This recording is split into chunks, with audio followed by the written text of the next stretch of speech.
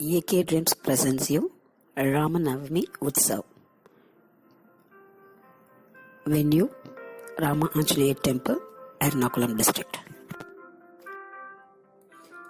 இந்த வாரம் நம்ம பார்க்க போகிற டாபிக் எல்லாமே இறைவன் இருக்கிறானா அப்படிங்கிற ஒரு டாப்பிக்கில் தான் இந்த பதிவுகள் ஃபுல்லாகவே இருக்கும். இருக்கிறானா இல்லையா அப்படிங்கிறது அவங்கவுங்க சம்மந்தப்பட்ட விஷயம். சிலருக்கு கடவுள் விருப்பு கொள்கை அதிகமாக இருக்கும், சிலருக்கு மறுப்பு கொள்கை அதிகமாக இருக்கும், சிலருக்கு நம்பிக்கை குறைஞ்சிருக்கும். இது எல்லாமே அவர்களோட தனிப்பட்ட கருத்து.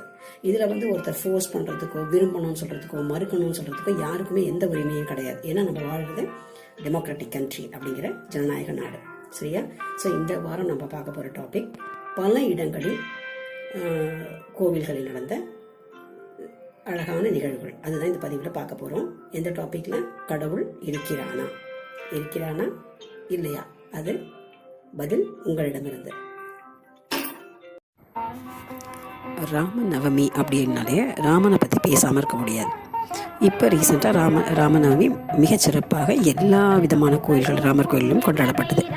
இது ராமர் அப்படின்னாலே அவர் கடவுள் இல்லையா, நல்லவரா கெட்டவரா இப்படியெல்லாம் பேசுறதுக்கு பலர் இருந்தாலும் அந்த ராமர் அப்படிங்கிறத நம்ம கொண்டாடுறதுக்கு ஒரு காரணம், அவர் ஏகபத்தினி விரதன். தன் மனைவியை தவிர வேறொரு சிந்தனை இல்லாத ஒரு மனித தெய்வம். இந்த ராமாயணம்ங்கிறது ஒரு பெரிய காவியம். இப்போ தசரத மகாராஜா ரொம்ப நாடு செழிக்கிறதுக்கு அப்பப்போ யாகம்லாம் செய்வார். அந்த மாதிரி அஸ்வமேத யாகமும் செய்கிறார். அப்போ எல்லாம் முடிஞ்சு பிராமணர்களெல்லாம் அடித்து 4 வேதம் படித்த யாகம் செய்யக்கூடியன்னு அழைக்கிறாரு. மற்ற எல்லா விதமான உயர்வு தாழ்வியின்றி எல்லா விதமான மக்களையும் அழைச்சி மரியாதை மதிப்போடு விருந்தளிக்கிறாரு. அதுக்கு பிறகு அவர் சொல்கிறார், எனக்கு இவ்வளோ இதாக இருந்தாலும் குழந்தை இல்லைங்கிற ஒரு குறை இருக்குது அப்படின்னோடனே அப்போ அந்த இன்னொரு யாகம் பண்ணி அதிலிருந்து இஷ்டி அப்படிங்கிற யாகம் அதை பண்ணி அதில்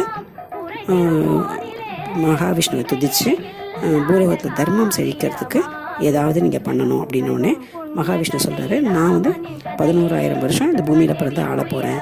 எனக்கு 4 பாகமாக மாற்றி நான் வரப்போகிறேன் அப்படின்னு சொல்கிறாரு. அப்போது இந்த கடைசி நாள் அந்த ஒரு தங்க பாத்திரம் வருது, அதில் பால் பாயசம் இருக்குது. அதை உடனே தசரதத்தை கொடுத்து மனைவிகளுக்கு கொடு அப்படின்னு சொல்கிறாரு. அப்போ 4 குழந்தைகள் பிறப்பார்கள்.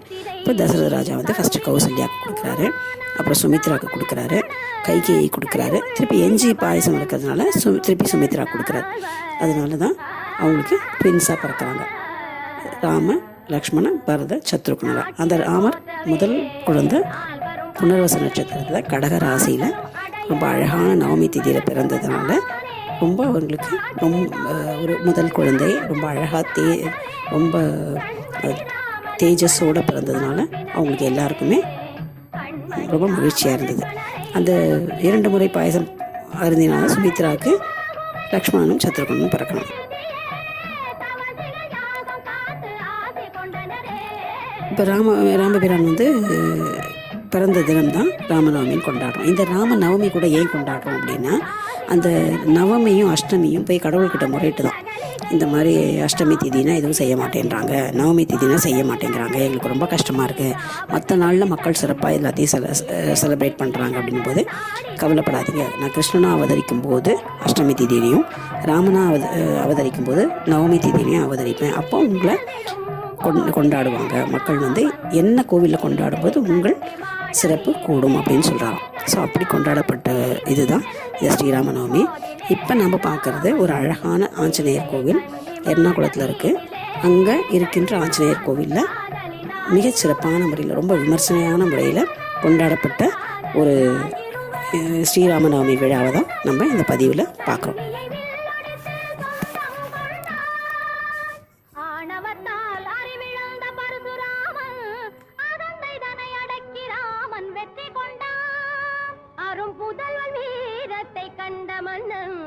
அளவில்லா ஆனந்த நிலையை கண்டான்.